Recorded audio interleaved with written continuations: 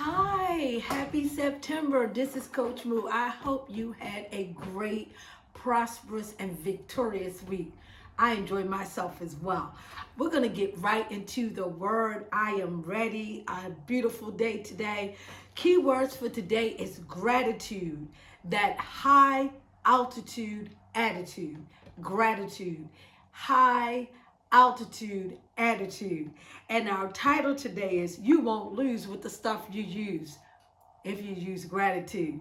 It is one of those internal installations. Last week I talked about joy being a superpower emotional insulation and we can insulate ourselves with. And it's the same thing with gratitude. And that is where we're going to go. And we're going to actually meet a character in the scripture to show us an example of ingratitude. And ingratitude is that low altitude attitude. It keeps you at the base level, but gratitude gets you up there where you want to be in great heights and great dimensions. And our mantra is moderation in my expectation minimizes mega frustrations and disappointments. Attitude of gratitude instead. So if you think about it, when we talked about joy last week, we talked about how it can insulate us from outside things coming to impact our joy and our peace.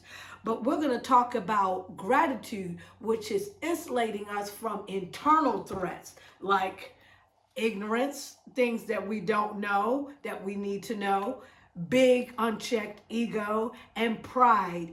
Proverbs 13:10 says, only by pride cometh contention or arguments or quarrels. But the well-advised, there's wisdom. So I thought that's powerful. Anytime we're getting into a quarrel or argument, it's always because of our pride. And those one of those internal threats, ignorance and unchecked ego and pride, that causes us not to walk in gratitude. Gratitude can insulate us from some of those internal character flaws that we have to overcome every day. And we have to talk about these things because we're human. And when we're approaching opportunities, we have to make sure that we approach opportunities without these lofty expectations and which actually sets us up for major disappointments. Because that's what disappointment means. It means failed expectations. Yes, we're supposed to have faith. Yes, we can have some expectation, but we have to make sure we don't go into opportunities not being flexible, not being open, and being grateful for how things actually shake out. We also going to see in the scripture the paradoxical nature of God, how God does things opposite of what we might go into an opportunity with. We have our mindset on certain expectations, and God does the complete opposite. One paradoxical thing that God did, he used a virgin to bring the past of birth a Messiah. He'll tell you to go wash in a dirty river to get clean. He'd use a dirty bird to feed his prophet. God does the opposite. You tell God what you have planned. You tell God what your expectation is. You are definitely trying to make God laugh. All right, so here we go. We're going to be in 2 Kings 5:1-15. And we're going to meet this character named Naaman. Now, Naaman, captain of the host of the king of Syria, he was a powerful man. He was a chief man. He was the top man in the army of the Syrian army, and he was a great man. He was powerful. He was noble. He had a great reputation. His king really loved him, really was feeling him. He was honorable. He was used by God to bring deliverance to Syria. And he was mighty. He had riches. He had pomp and stance. He had it going on. He had so many different things going for him.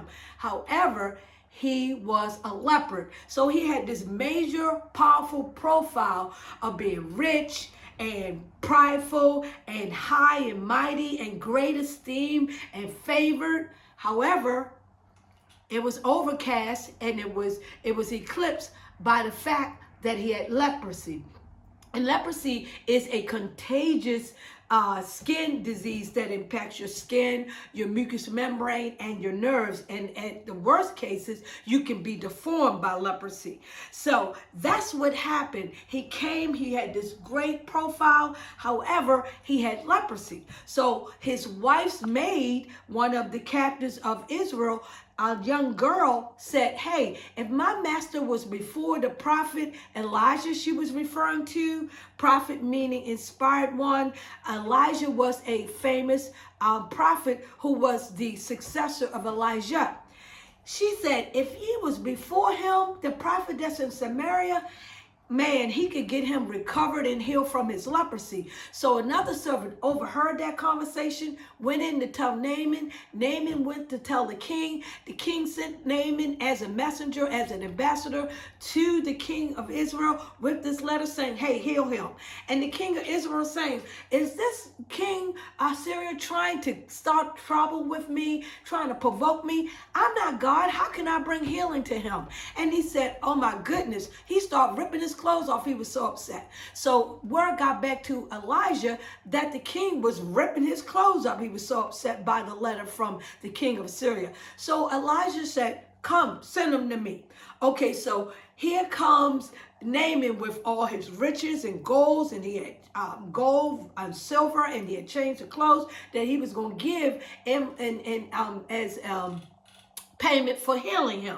So he ends up at the prophet's door. So Naaman came at the door, and this is in 2 Kings 5:9.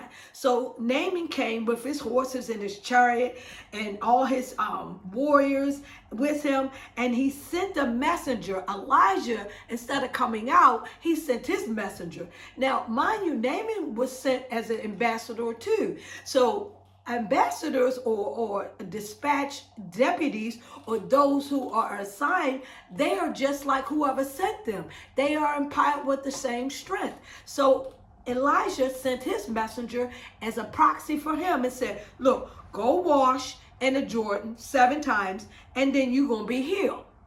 And so Naaman got upset.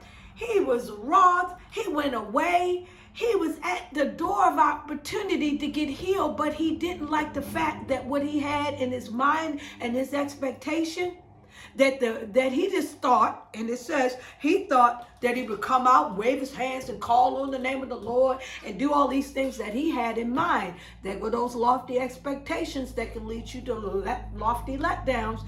And he walked away from this opportunity to get healed. And he was saying, why should I wash in this dirty river called Jordan? Now, Jordan, it literally means to descend. And I believe that God wanted him to get washed in this river called Jordan, which is a place of restoration and healing and transformation, but it's considered a dirty river. God will use a dirty river to bring healing and cleanliness to us. But he had to show gratitude and he had to show humility. So that literally means to descend. He said in his mind, why can't I go to another river or this one or these that are cleaner and better? But those rivers wasn't where God wanted him to go. And sometimes we work ourselves out of position or out of opportunities because we have preconceived notions and we are presumptuous as to how God is going to bring deliverance. Who are we to say how God is going to bring it? He's always going to go the opposite of what we have in mind. And we need to flow with what he's saying. So, but his servants said, Now, if he told you to do something great and grand, you would do it. So he just told you to do this simple thing. We overthink sometimes our deliverance and our victory.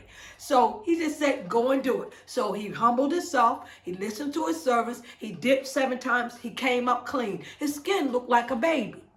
But how many times can we work ourselves out of position and work ourselves out of a blessing because we have in mind something that God may or may not bring deliverance that way? We need to flow with what he's saying. But he had to go and humble himself, get an attitude of gratitude, and therefore he walked away healed. And I believe our takeaway is understanding that we have to insulate ourselves with gratitude against ignorance, because he was ignorant to how the washing in the Jordan was going to bring cleaning and healing and bright. Clean in this scripture means bright, purging, uncontaminated, physically sound. He was recovered from his condition because he did it the way the prophet said, which was a spokesperson for God. And we can insulate ourselves. We can also get creativity. When we are grateful, we get energized and we get getting some creative ideas because we're grateful to what we have. And then also gratitude can put us in a place of opportunity, sit us in great rooms. So remember, takeaway is gratitude can insulate you from some of your internal character flaws. It can also ignite you to creative energies and innovation. And it also can put you in, invite you in great rooms of opportunity and sit you at the table of power. This is Coach Moo. I'm out. Be grateful.